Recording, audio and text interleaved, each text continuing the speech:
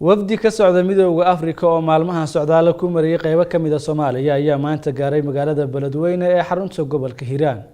wafdiga waxaa magaalada ku soo dhaweeyay mas'uuliyiinta ugu sarreeyay maamulka Hirshabeelle waxaana ay yeesheen kulan ay isku xog wareysanayeen xaaladaha guud ee deegaanka ka jira. wariyahayaga Cabdiqaadir Cumar Nadaara oo Beledweyne RTN uga soo warrama ayaa warbixintaas inooga soo diray Beledweyne. waxaa maanta magaalada Beledweyne soo gaaray wafdi safiiraha kana socday golaha amniga iyo siyaasadda ururka midowga Afrika.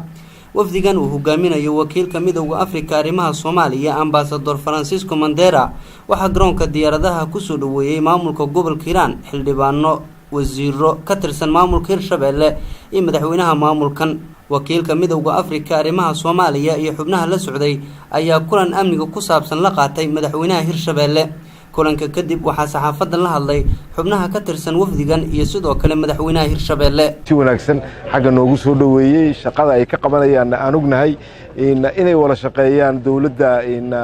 Hiiraan iyo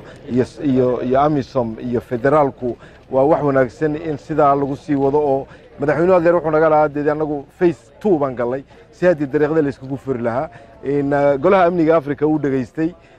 waxaan isku dayaynaa kaalinta ka maqan sidii loo xoojin lahaa madaxweyne yaan maleega galaynaa wuxuu lahaa Ambassador Mandera waxaan qabanaynaa shir bisha 3 ka hadlaya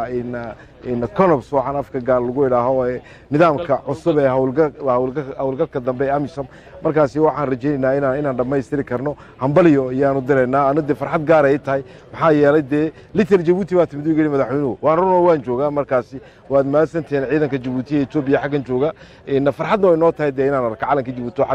xagan shuran oo kii Soomaaliya kii Ethiopia barbar yaala markaasi ciidankana waxaan leeyahay xagga joogtaan si xoojiyaan leh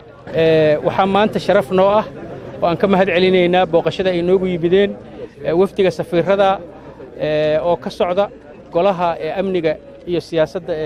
ururka midowga Afrika oo runtii u yimid inay u kuur galaan nala qiimeeyaan xudda naga warsadaan barnaamijka Amisom waddanka Soomaaliya gaar ahaan Hirshabeelle. runtii wixii warbixina waan isdhaafsanay